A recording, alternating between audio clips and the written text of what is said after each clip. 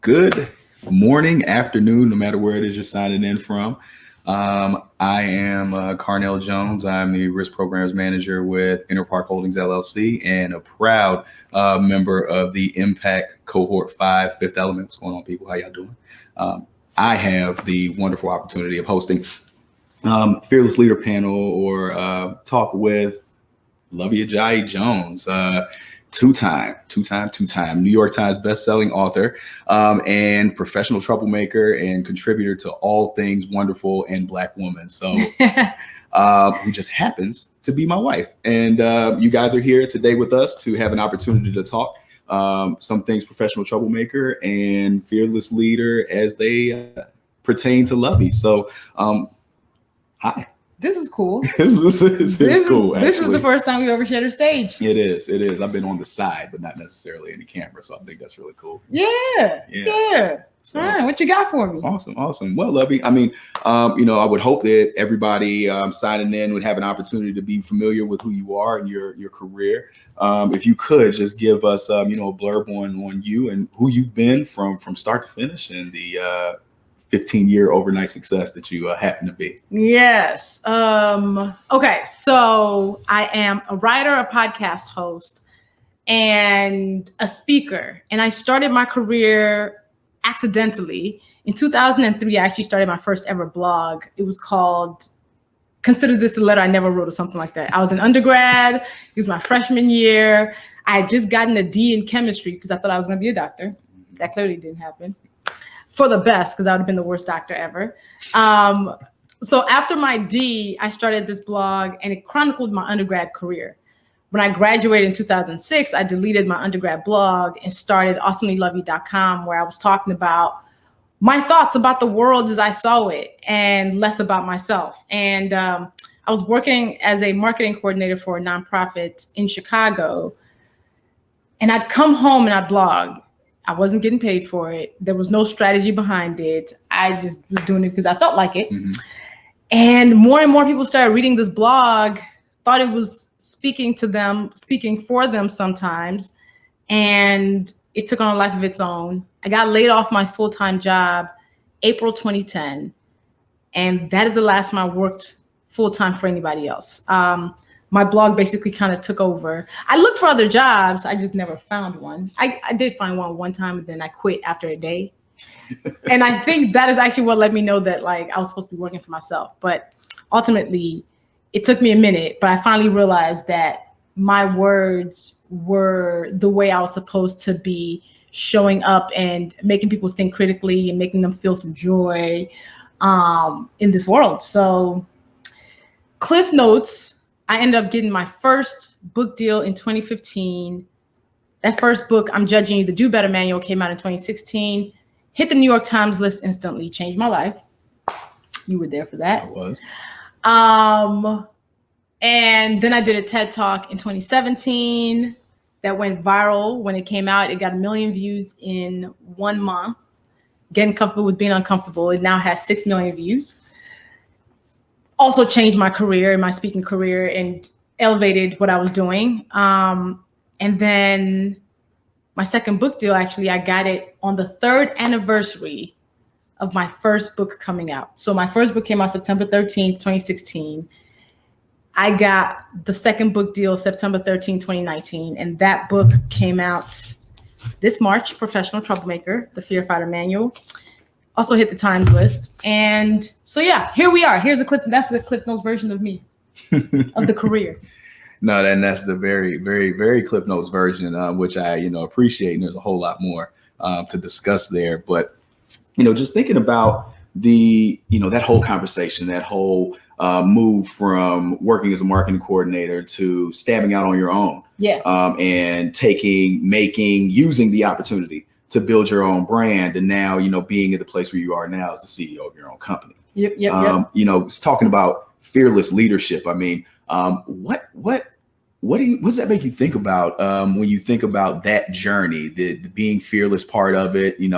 How is that glamorized? Maybe how did it really feel? Yeah, I think the fearlessness is glamorized because people assume, okay, I got laid off my full-time job and I was like, great, the goal is now to work for myself. But I think in that moment, I was kind of really afraid about what was next. I didn't know what was next. I didn't know what I was gonna how I was gonna have insurance. Like, right? Like I remember the first thing I thought about was like, shoot, I should have gone to all my freaking medical appointments before the last 2 months, because 2 months after I got laid off, I had to get my wisdom teeth taken out. And, COBRA insurance is not, that thing is like, oh, if you want COBRA, it's going to cost you $2,000. Yeah, right. Nobody has that. So I had to I had to get a credit card to pay for my wisdom teeth, $4,000.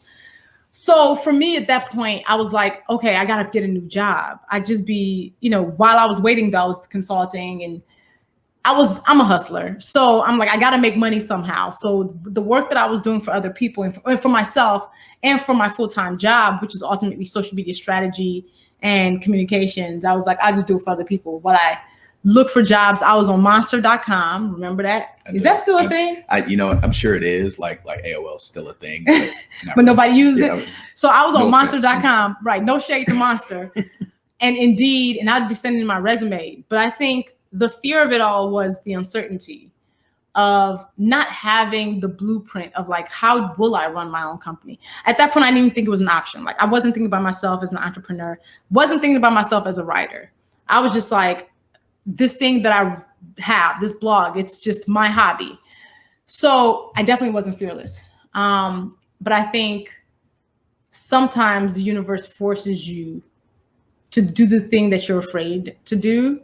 So I just kept on doing the thing that I felt compelled to do, which was writing. And I think finally, when I realized, okay, you're supposed to work for yourself, that is where I was like, all right, I'm just going to try this, see how it goes, and hope for the best. Mm-hmm, mm-hmm. No, that's awesome. That's awesome. I, as somebody who has, honestly found themselves in some situations where, you do the thing that you feel like everybody feels like you should do, yeah, or you do the safe thing, for a whole lot of reasons. And there's nothing against, doing the safe thing for your family and that sort of thing. I actually, every time I hear that story, I really commend you in my mind on just taking that on and continuing to persevere, even though it's hard. You're talented. You could have gone and got a job, and now you've built something for yourself, which is awesome, and that'll continue to employ and make avenues for people down the line. So that's awesome. Okay, so just thinking about it though, I wanted to think more fearlessly kind of highlight one of the thoughts in particular that I have about when you were the most fearless, and you talked about this on a couple of stages. I think this audience could stand to hear it a little bit. When we met. Oh my God. When we met, you expressed some real fearlessness there as a woman on her man. own and made sure she went and got what she wanted. Can That's you tell? Good. Can you tell them that That's story? Good. I actually did not know you were gonna say. I did not know. That's a good one. Important. I think it is. It's good. It's a good one. So okay. So we met almost 6 years ago. Mm-hmm. Almost, yeah. Yeah. Next month will be 6 years. That's right. So it was the year that I turned 30. And that year I had committed to like doing things that scared me, like doing things that I don't typically do. As much as social as I show up as, I'm very much an introvert, very much a kind of sit back, watch a room. If the room is not about me, I'm usually sitting back and observing. So that year I'd also traveled a lot.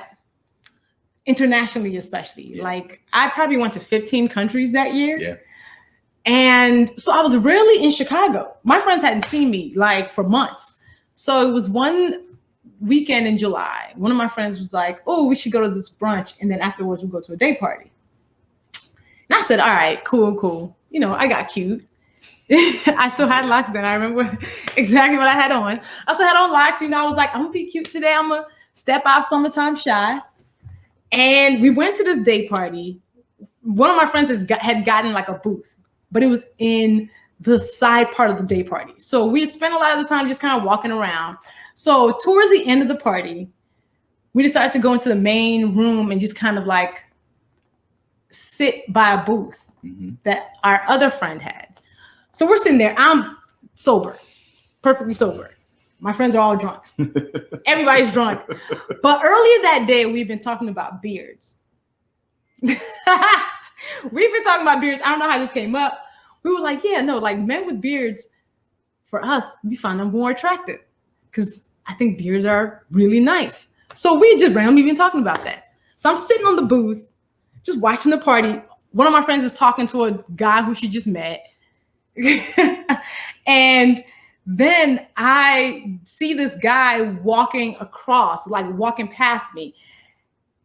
And I reached out and grabbed his beard. Unprompted. Unprompted, had never done that before. So not like me to do. I didn't even know when I did it. Kind of like an out-of-body sort of thing. Kind of like an out-of-body experience. I grabbed his beard. I did this. And then what did you say? I said, did you just grab my face? And I said, and I was actually kind of shocked myself. Yeah. I was like, yeah. I said, well, grab it like you mean it. And that is how we met. And my friend her phone had died. So the guy who was talking to her, she was trying to get his number. So she was like, oh, can you put his number in your phone for me and I'll get it for you? And I said, okay. And while I had my phone out, you said, well, while you have your phone out, take my number. I take that too. That was a little fearlessness on my part. Was it really? It was. I love that story and I love to recount that story because it's so unlike you, but you can't, you went, I mean, not to be, self-serving, but you went after the thing you wanted and you got it. And I didn't even know I wanted it. Hey, but here we are sitting in our own Chicago living room talking about this. It's I think a testament to, kind of stepping outside of yourself every now and again and see what comes from it. Yeah. You just don't know what kind of the universe has out there for you. And I think that's important. That's true. That was definitely a major lesson from that moment because there's so many reasons why it could not have happened. Right. There's so many ways where I'm pretty sure you're not the only person with a beard I saw that day. Not by a long shot. So it was interesting that I pulled yours out of nowhere. So yeah, 6 years. No, that's awesome. That's awesome. I've been able to see things as we've gone along and see things, your development professionally and all sorts of things. And, talking about things that could not have and should not have happened. You mentioned your TED Talk. Yes. You mentioned your TED Talk, which now actually I have to correct you, has 6.75 million views as of this morning. So we'll be at 8, go out, show your people. We'll be out at 8 by the weekend and keep moving that thing on up the charts. It keeps continuing to be featured by TED as, kind of one of those examples in thinking about, again, a fearless leadership sort of capacity. And the title of the talk was Getting Comfortable with Being Uncomfortable. You focused on, being basically a catalyst for change and a leader in your own right, being the domino in that perspective. Can you give the the panel a bit of insight on that talk and how it came to be? Yes, my TED Talk from 2017 almost didn't come to be because I turned it down twice. I was about to turn it down a third time because I didn't think I was ready for it. TED is very specific. TED takes up a lot of your time. Official TED Talks, they get you a coach. They make you practice. They want to know what your script is. They want you to memorize it. It's a whole thing. So I turned it down twice because it was the year after my first book came out.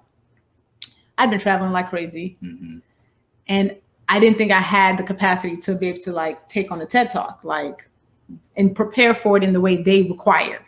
So I turned it down both times they offered it to me. And then 3 weeks before the event, I was like, I can go at least to support my friends who were speaking. I'll just get a day pass because I had a speaking engagement the next day. And they were like, well, if you can come, we want you to speak. And I basically was about to turn down the third time. And I called my girl Unique and I was like, yo, this is kind of crazy. They want me to do this TED Talk 3 weeks advance. Everybody else has been locked in, loaded for 5 months. They've had their talks, rehearsed, coaches, all of that. And I was like, how am I going to come in and step in 3 weeks before? And Unique said, everybody ain't you. Thanks. She was like, you've been on a stage every 3 days. You've been speaking for 7 years. That's been your rehearsal. So you got this. So get off my phone and go write your talk. And she hung up on me. He was at the kitchen counter. And I couldn't argue because she didn't let me. So I just had to write this talk. And I wrote this talk scrapped half of it the night before when I gave it to you, when I gave you the talk, and you were like, it's missing something. Mm-hmm. And I was like, whoa, okay. This is like 12 o'clock. This is midnight. And I had to leave for TED 6 hours later. Yeah. So I scrapped half of it, made it stronger because I realized I had to put more of myself in it. And in the talk, I cover how we let fear stop us from doing and saying what we're purposed to do or say. How it does often stop us from our purpose. And that was really a talk for me. Like even in the TED talk, I'm really speaking to myself because even my journey to that stage was full of fear. And I finally had to do it anyway. So the talk came out. Giving the talk was like an out-of-body experience because I gave it like I'd been giving it 1,000 times. I had memorized it like 2 hours before the talk. And it was the first one from that TED conference that they featured. And it came out in the first month and got that 1 million views. And every day since I gave that talk, which was December 2017, I've gotten notes from somebody from somewhere around this world to talk about what it's done for them and how it spoke to them on a real level. I love that story. That's awesome.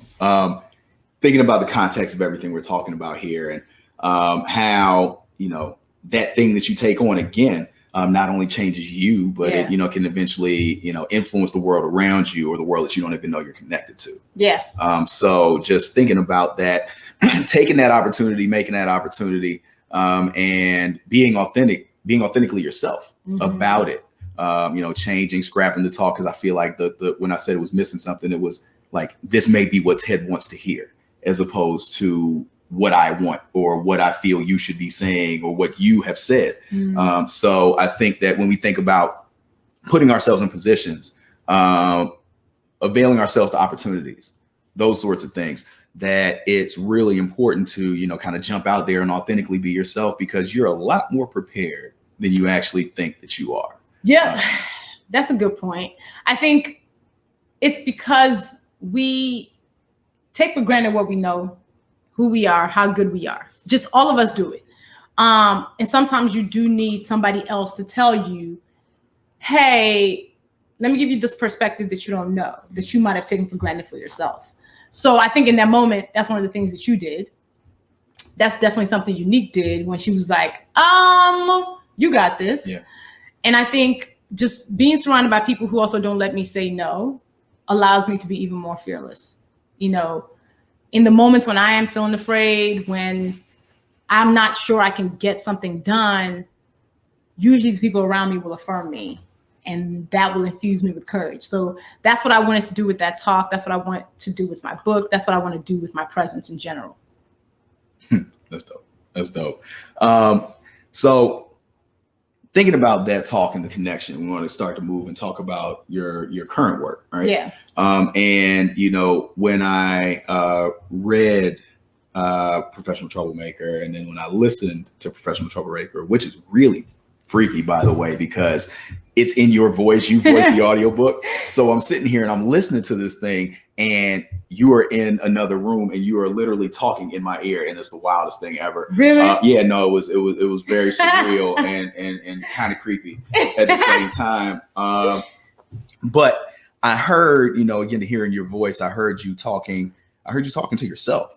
I heard you talking to me. I heard you talking to our friends. I heard you, being yourself in that book. But to link to the TED Talk, you started the book, started the talk, talking, say that you're a professional troublemaker. Yeah. And you, in the book, you link how you didn't necessarily recognize that when you came up with the idea of the book. Yeah. So can you just give, some thoughts about, kind of how that talk in that book and this book, we'll get into a couple of details, are intrinsically you and what, you yourself may have needed to hear. Oh, man. Yeah. So when it was time for me to write my second book, my agent was like, so what do you think you want to cover? And I was like, I don't know. And my agent literally was like, your TED Talk could be the book. And I was like, how? She sends me an outline of all the points that she thinks I made in the TED Talk. And she's like, just reflect on this. And then she sent me a real life dominoes and wrote me a note that said, you know, hopefully you can be the domino for yourself as you're writing whatever this book 2 is. That's awesome. And I kept the dominoes by my desktop, and I actually just moved it to the bookshelf when the book came out. And yeah, it became very clear, because usually we will wonder what we're supposed to do, or we'll wonder what our purpose is, or whatever that thing is. And we'll look past what's easy because we think that's too easy. Yeah. So I thought TED Talk is too easy as a jump off point. That can't be it. It was it. And the value of the TED Talk was, it really showed that people struggled with fear. Like, it was a universal problem that we all deal with day by day, no matter where you are in your career, in life in general. So that was the thing that I need to focus on, because my journey is of the moments that I have been petrified about something, that something felt too big, but I did it anyway, you know? So I wanted to write this book because I wanted to write the book that would have convinced me to do the TED Talk, even if I didn't talk to Unique. That's a good point. Right? Like, I wanted to write the book that would say, yes, pull his beard. Don't pull his beard at a party, guys. That is not sanctioned. Don't do it. Okay, this is not sanctioned. Just don't. Don't say Luvvie told you to do it. But like, I wanted to write the book that, you know, I would read when I was afraid to call myself a writer. And that would affirm and let me know that, yes, like, it might be the road less traveled, but it's the one you're supposed to travel. So yeah, that's why I set out to write Professional Troublemaker. I had decided on the name of the book and forgot that the first 4 words of the TED Talk were, I'm a professional troublemaker, until like last year after I turned in the book. I just revisited the TED Talk after I turned in my manuscript, and I was like, oh snap, okay, I actually did identify that piece. So it's almost like another pattern that I noticed about myself is like, past me usually leaves breadcrumbs for future me. Past me, the things that I've done 5 years ago, 10 years ago, might feel random 5 years ago, 10 years ago. And then I'll do something now where I go, oh, okay, that thing that I had done basically was a domino that led to this. And I think it's something that should also kind of encourage us. Like, a lot of the things that we're going through now, a lot of the things that we can't make sense of now, there's probably something coming for it a year down the line, 2 years down the line, where you go, okay, now it makes sense. Yeah, that makes me think about, you know, kind of, you think of all these kind of like hard work, leadership sort of euphemisms and that sort of thing, like the duck paddling under, and you don't see everything going on under there. You don't know that's what you're doing to kind of prepare yourself. And, you know, again, I like the breadcrumbs for your future self, and just leaning to kind of those earlier comments about you being more prepared for the opportunity that's upcoming. So I hear you all the time tell people, you know, go apply for that thing. You know, we need, when I say we, me, Black and brown people of color, Black women feel like they need to be 110% qualified for this job, where, you know, some people are 50% and they know that that's going to be good enough. Correct. We got to take those chances on ourselves. I think this is what this is saying. Correct. And, you know, I even put some of the conversations you and I have in the book, because as I am working through all of these lessons, you're seeing them live, and sometimes you reflect them back to me. And then similarly, sometimes I reflect them back to you, and we'll have those types of conversations, because, you know, I think our lives call for us to be constantly courageous, you know, to identify the moments when we are anxious and we are afraid, and then be able to say it out loud. And hopefully somebody can affirm you in the process and turn it right back and say, like, no, you got this. Make it happen. Yeah. No, very good point. I wanted to, you know, kind of talk through maybe even some of the points of the book, some of the chapters.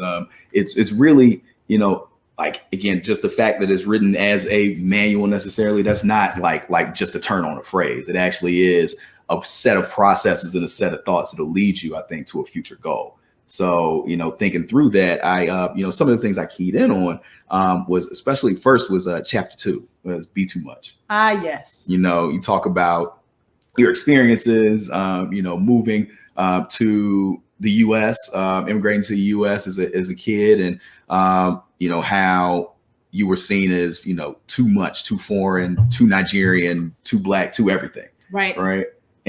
But that was who you were and are, authentically in that way. How does being too much, show up in leadership for you? Man. That's a good question. How does being too much show up in leadership for me? Damn, that's good. Ooh. Okay, I see you. Thank you. Okay, I see what you're doing. Okay. Man, I think I am, I don't know, what would my team say? What would my assistant say I am too? Wow, that's good. I would. Okay, so I think for me, I'm trying to lead a company where I tell people that I need them to be too much in a particular way. Mm-hmm. Because whatever that thing that they are too is probably going to be their superpower. And I want them to bring that magic into how they're working. Yeah. So it is doubling down. Like one of my company's core values is radical transparency and honesty, and showing up authentically as yourself, and always affirming yourself and other people's gifts. So whatever your too muchness is, if you are too sensitive, maybe you are the person who's going to make sure you're checking in with everybody on the team. If you are, too loud, you will be the one challenging us the most in the meeting. Yeah. We need that. Yeah. If you are, I don't even know what you can be too much that will be a detriment to the work that I want you to do. And I think for me, the things that I am too, which is I am too mouthy, but it makes me a great speaker. Sometimes I am too sensitive, but it makes me a good writer. Sometimes I am too black, but I now represent a lot of people who are afraid to be themselves. So I think we can use our too muchness for the greater good and in service of others. Yeah. I think of too muchness, right? In that way, in the way you just described it as, diversity of thought.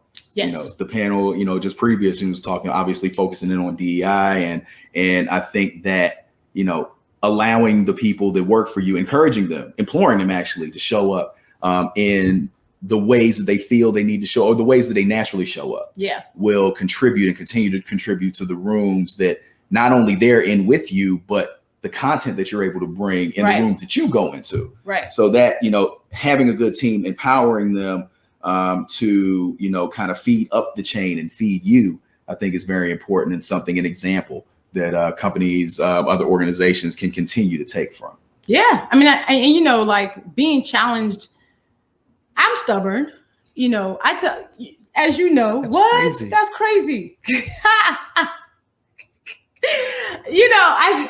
I'm like, I always let my team know, and I let you know, like, I might first be defensive, but then I'll go back and reflect, and I'll come back and say, okay, I thought about it some more. I'm gonna get out my stubbornness, so it is personally and professionally, it is one of those things where you also have to know how to deal with other people's too muchness. And it's a process. Sure. You talk through it. And, but yeah, I think being too much is something that many of us feel like we are. And a lot of times we feel like we have to hide it. Yeah. And that becomes a lot of work. So you will show up better if you know that there's a space where your too muchness is allowed, not just tolerated, but affirmed and celebrated. Totally agree. Thank you for that. I want to move on to another chapter. Okay. All right. So, I have a question for you too afterward. Okay, hold that thought. I want to talk about, just again, you're maybe talking again some of that mouthiness, right?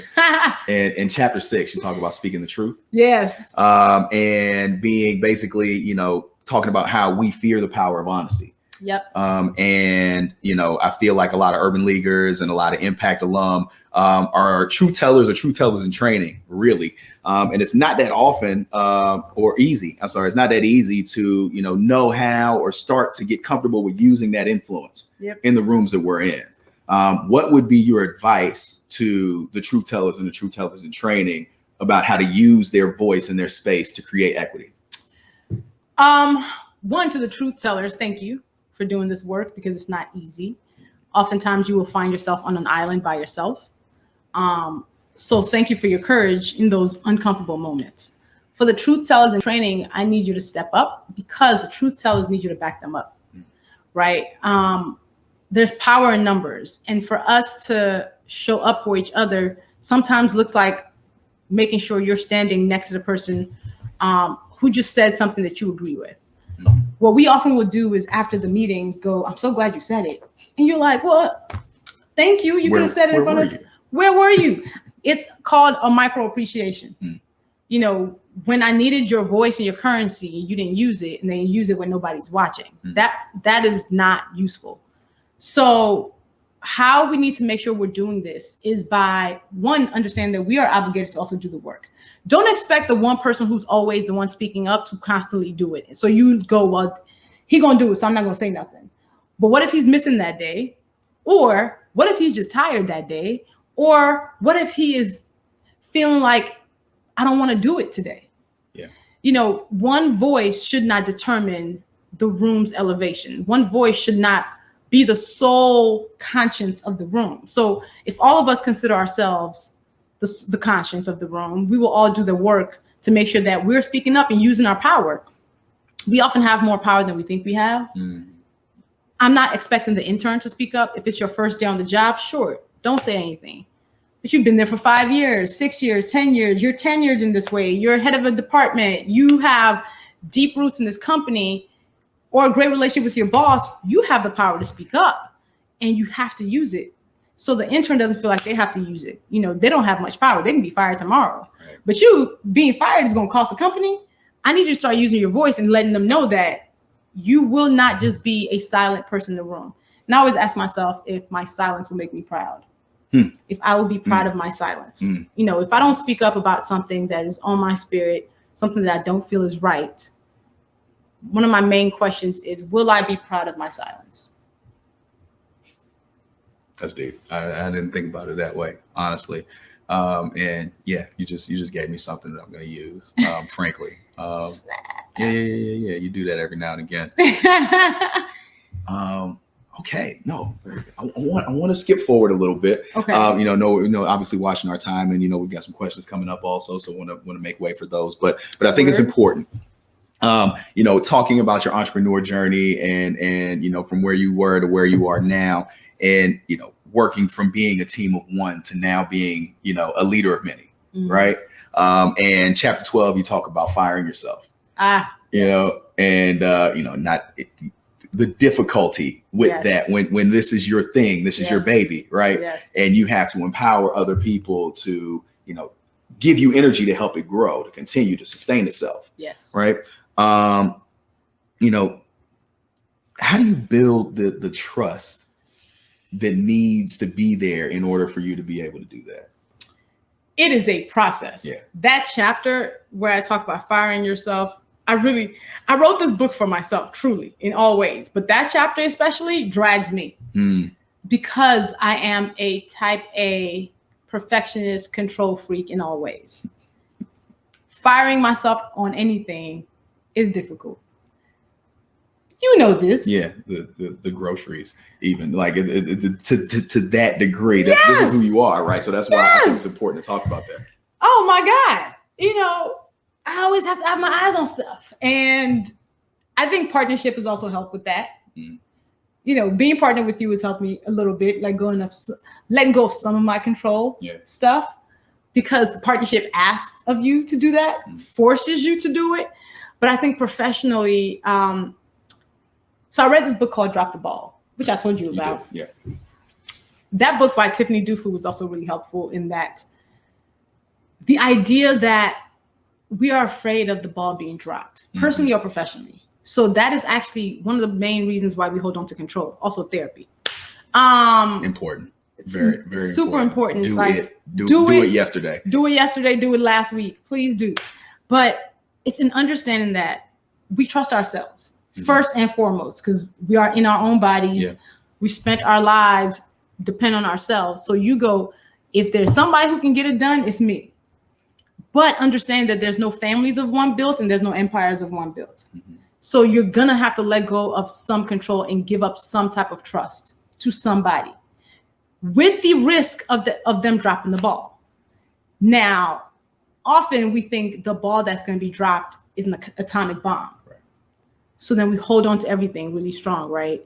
Every ball is not that. Every ball is not that disastrous. So one of my habits is thinking of the atomic bomb with everything. So then I hold on to everything. But when I needed to build my company and I found myself overwhelmed because I was my own COO, my own assistant, my own CFO, I was doing my own publicity, I burned out. I'm in a constant state of burnout whenever I don't let go of things. So it's either you burn out or you let somebody possibly drop a ball on your behalf. Meanwhile, you're dropping 8.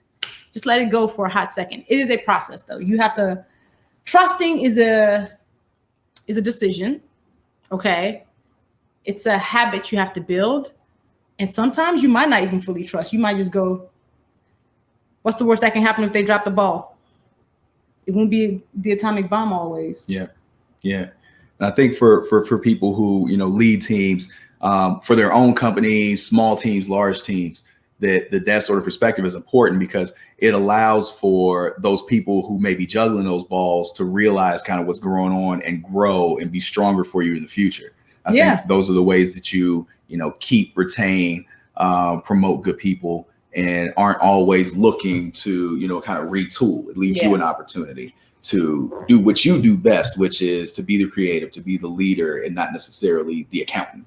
Right. Right. And I got a business coach who really is focusing on having me fire myself from everything in my business that is not in my zone of genius. Mm-hmm. So what are the things that you are amazing at, that you do better than anybody else? When you know those things, you doing anything else loses you money. Mm-hmm. As a team leader, as a CEO, as a VP, as a manager of a department, if the more you are operating outside of your zone of genius, you are actually wasting time and losing money.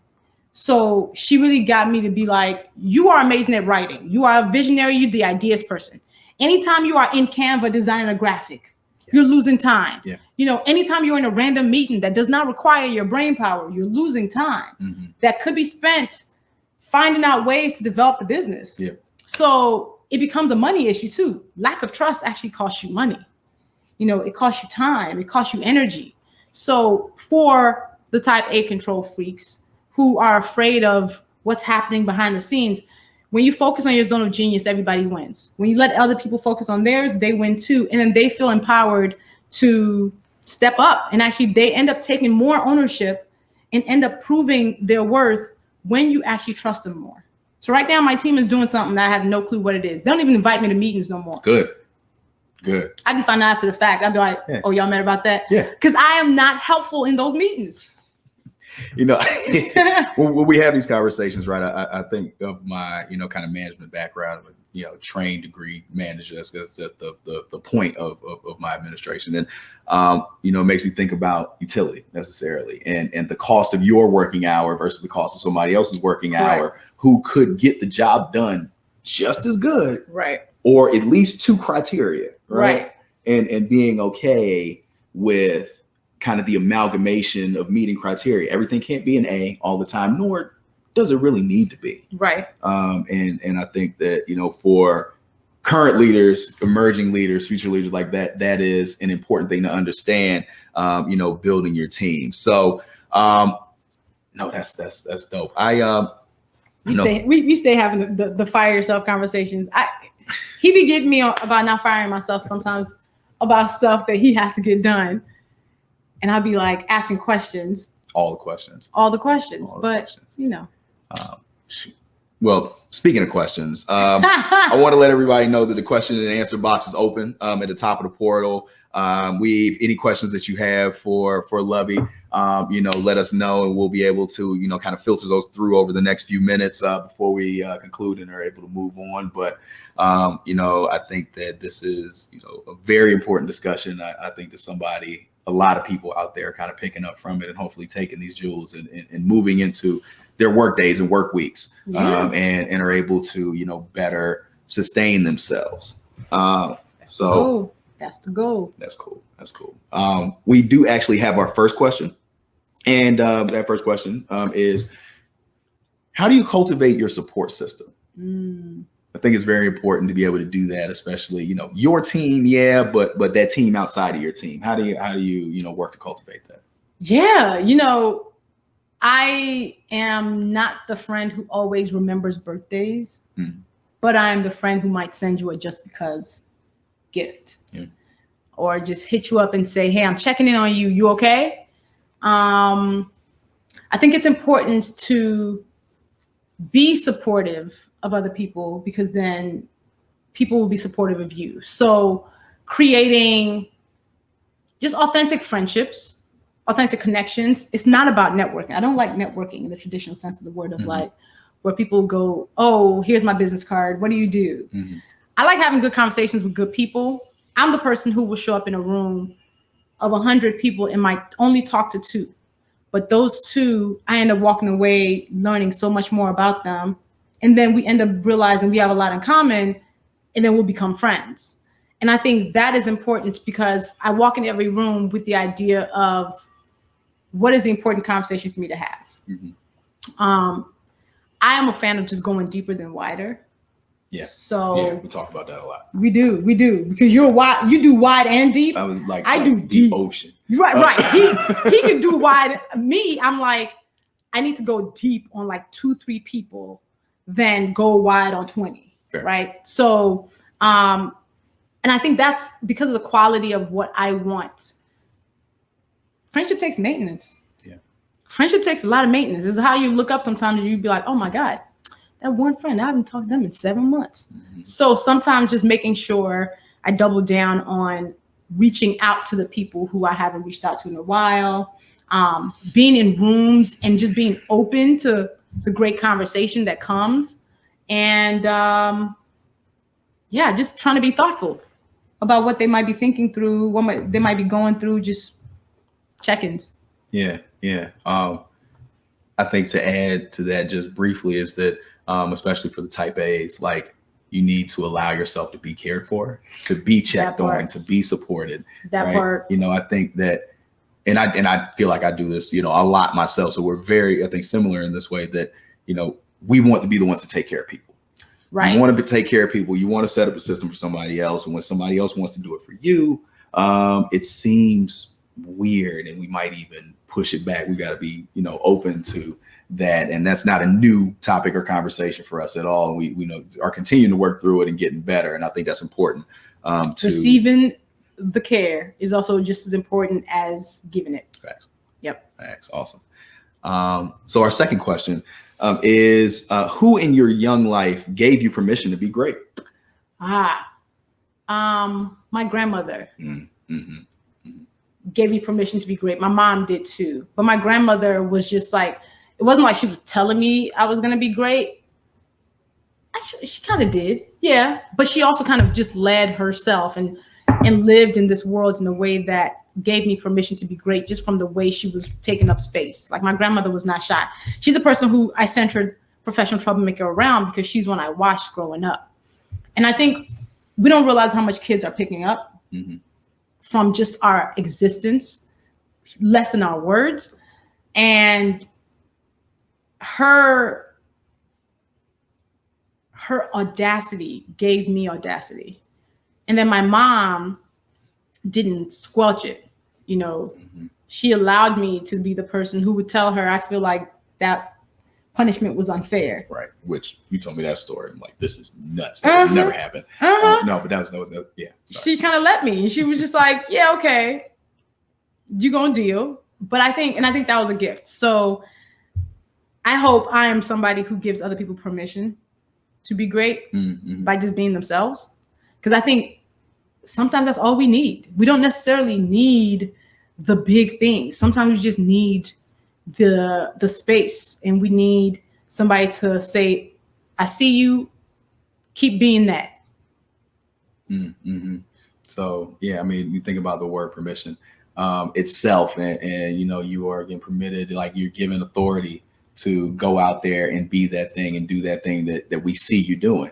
And as we talk to younger people, younger professionals, kids, that sort of thing, having them in the room so they understand how this sort of thing works. Also, not excluding the junior member of the team from a lot of these conversations. Correct. Will put you in a place and give you kind of that permission as well. Facts. No, that's really cool. That's really cool. Facts. So again, as we're open, there are a couple more minutes, and anybody wanted to submit a question to Luvvie. But you mentioned earlier that you had a question for me. Yes. So what's that? It was about the book. What chapter for you do you think is most helpful for fearless leaders or people who want to become fearless leaders? That I think is a pretty easy one for me. I think it is chapter 8, to ask for more. Okay. I think, as a leader, we talked about a bit about that. As a leader, you talk about the team and making way for them and that sort of thing, but you have to think about what you want and the goals that you're trying to set for yourself, whether they be, again, personal, professional, financial, educational. I think a lot of us who have been, especially in the corporate America space, are maybe shunned or scared to ask for what they need to continue to develop themselves, put themselves in positions to be able to excel.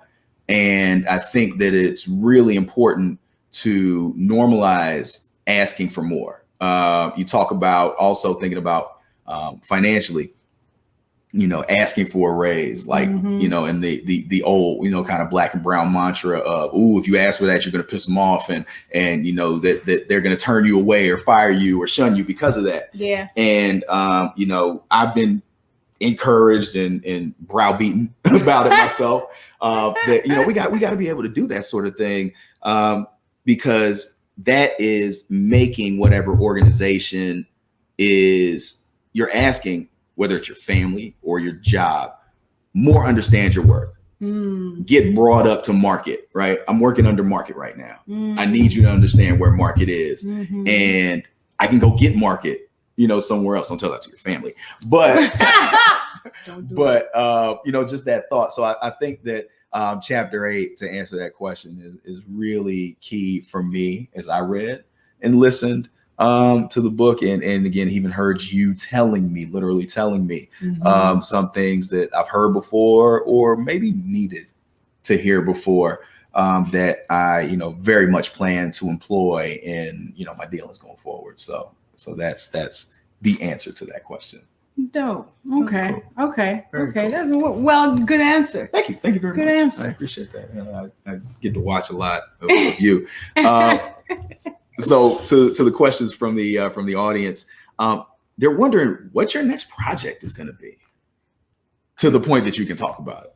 Good question. So this book has a few offshoots that I'm going to announce and talk about soon, and that's going to be some next ones. And I'm working on a Fear Fighter planner. I'm working on one of the things that I'm going to be working on this year is going to be a workbook that can allow you to give you more processes, more frameworks to do the thing scared, ask for that raise, speak the truth, get that job. I've gotten so many notes. I have a folder of 70 so far. Oh, wow. Of DMs that I've gotten, that I just screenshotted, of people who've been like, hey, I read your book and I got that raise, the $8,000 raise, and I got that new job and I did this thing. So I want to create a planner that people can now use. If you're a visual learner like me, or if you just like to put things on paper, it's going to be really helpful. So that for sure. But there's more things that I can't talk about yet that are offshoots of this book that are coming that are really exciting. Because I do think the message of this book of wanting to loan people courage is necessary. A lot of us need it. And again, I wrote this book for myself, so I need it. So I figure if I need it, then other people will need it too. Yeah. So I think we got time maybe for one or two more questions, maybe one. but this is actually, kind of keyed on something I wanted to talk about this question, talking about basically busy people stay busy.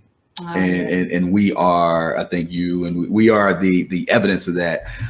You're working on a bunch of different projects, offshoots from the book, and all sorts of things we're not going to talk about just yet. Watch your news; it's coming. Follow me on the gram. Yeah, facts. So, but and I'm on boards and committees and all those sorts of things. All the boards, all the committees. But thinking about time management, and how do you manage your time? How do you prioritize your time? How good are you at it?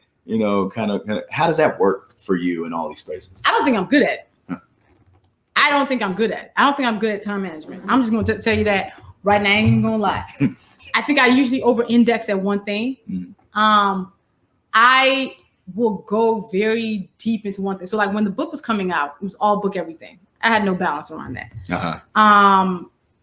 Because I knew in that moment I had to momentarily grind and have this one goal. But I also want to caution against the glorification of busy. Yeah.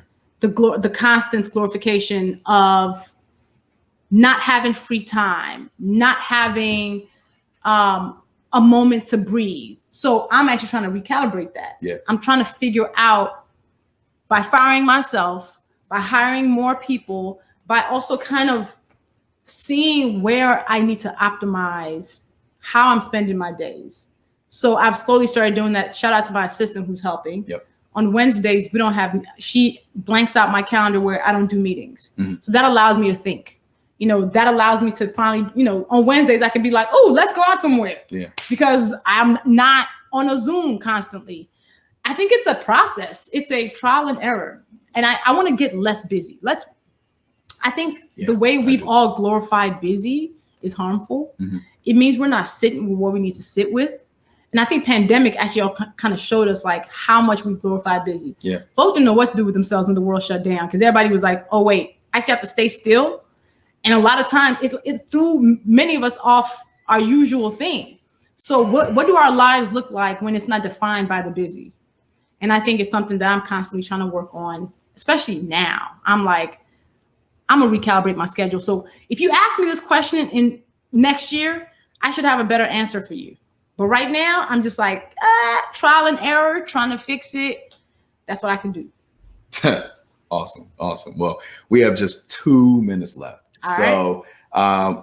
I want to start, kind of backing back. And like Coral said earlier, landing this plane a little bit. We've flown pretty high. We've gone around, the blocking down the street a little bit. And I appreciate that conversation with you. Thinking about how, we through Impact, how we through the Urban League, get exposed to all kinds of resources, all kinds of ideas, all kinds of thoughts, and, appreciate the fact that your work is now one of those, that's in the library of our thoughts and our manuals to get to where we, should be and want to be. So yeah. I appreciate that. And, the fact that you're challenging the thoughts of, leaders, future leaders, to be more outspoken, to do more, to say what they want, to act on those things, I think is very important. And, me, if I'm metered, as a risk manager, I'm kind of tenured that way, kind of to my own detriment. So I see this work as a lesson for all of us and more of an opportunity moving forward to be more of that person that's going to show up in the room for what we need. So I appreciate you for that. And I want to thank you for taking the time here today. Thank you for having me. This was actually really cool and fun. Okay. It's interesting to see my work through your eyes, especially since you're very close to it. You see the moments where I'm like writing the book in my robe, and then you saw the book when it showed up, like in the robe that matched the book. Yeah. So it's actually really cool to kind of get your angles, which is why I didn't ask you what questions you were going to ask me. Right.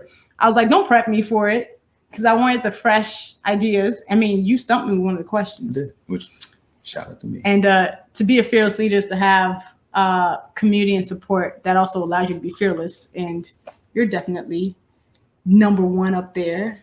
And one of the things that I said to you when I finished writing the book was, oh my gosh, this is the best thing I've ever done. And you said, that tracks, because you're the best version of yourself that you've ever been. That's right. I still believe that. Yeah. So I appreciate you for the support. He is high in my acknowledgments. Okay. So doing this is actually really cool. Are we gonna rewatch this? Absolutely. Really? Absolutely. Is it gonna be weird? On a big TV, 1000%. Oh man. So All right. no, awesome. And with that, want to stay on time. Thank you.